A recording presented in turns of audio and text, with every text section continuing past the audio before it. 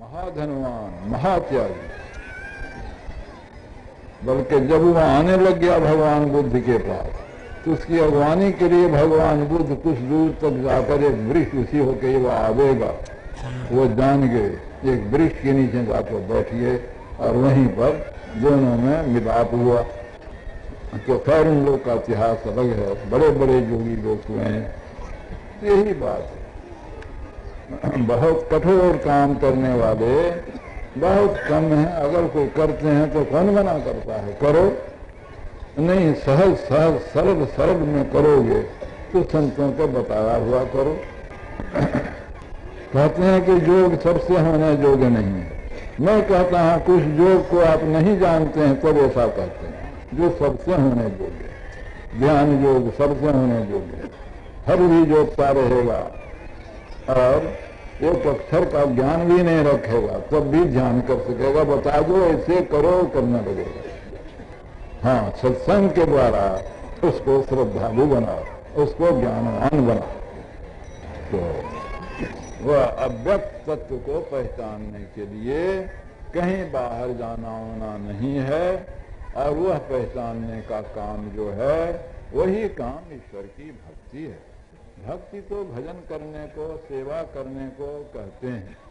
तो भगवान की सेवा क्या कीजिएगा, बस गुरु नानक देव ने बहुत अच्छा कहा, ऐसी सेवक सेवा करे, ऐसी सेवक सेवा करे, जाका जीव तिस आगे धरे।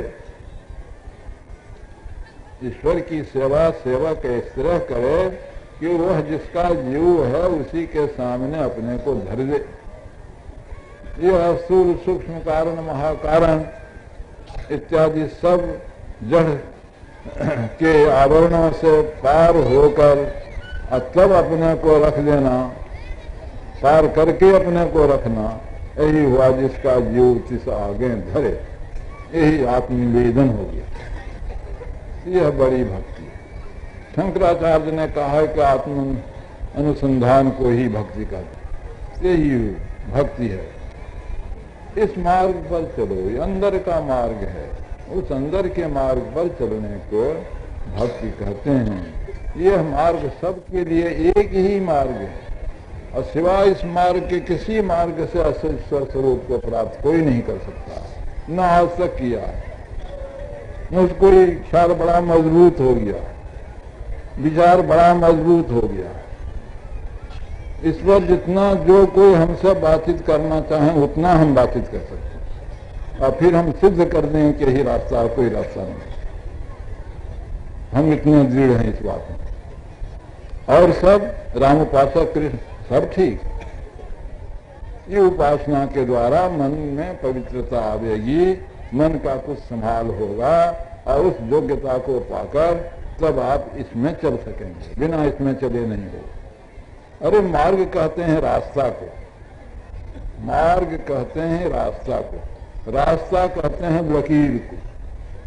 समझिए विद्वान लोग, क्या है लकीर? है मोटी लकीर है रास्ता, जिस पर जिसका एक छोर एक स्थान पर है, दूसरा छोर दूसरा स्थान पर है, और उस लकीर पर चलते चलते यात्रा करे कोई तो रास्ता में चलता है, और फिर जहां पर पहुंचने का है तहां पर पहुंच जाए उस लकीर से, उस रास्ते से। यहाँ क्या है? एक तो आप अपने शरीर में है ही हैं, ईश्वर सब व्यापक होने के कारण आपके शरीर में है ही है। आप अगर चलेंगे ईश्वर की ओर तो आपको शरीर से बाहर जाने की जरूरत क्या है? जो वस्तु आपके घर में है उस वस्तु को आप अपने घर में सहज में पा सकते हैं। आपको तो अंतर अपने शरीर के अंदर अंदर चलना है, बाहर से कुछ लेना नहीं है। एक तो यह बात। दूसरी यह बात कि मार्ग पर चलने वाला कहाँ है, क्या प्राप्तव्य है? मार्ग पर चलने वाला जीव आत्मा है, और प्राप्तव्य है क्या? ये महाप्रभु परमात्मा, वही प्राप्तव्य है। तो इस शरीर में मार्ग कहाँ से शुरू होगा?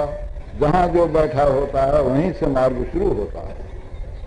हम सब यहाँ जहां जहां बैठे हैं अगर उठेंगे, ये भले कहेंगे कि पंडाल के अंदर से आए हैं, लेकिन जहां जो बैठे हैं वो चलेंगे तो वहीं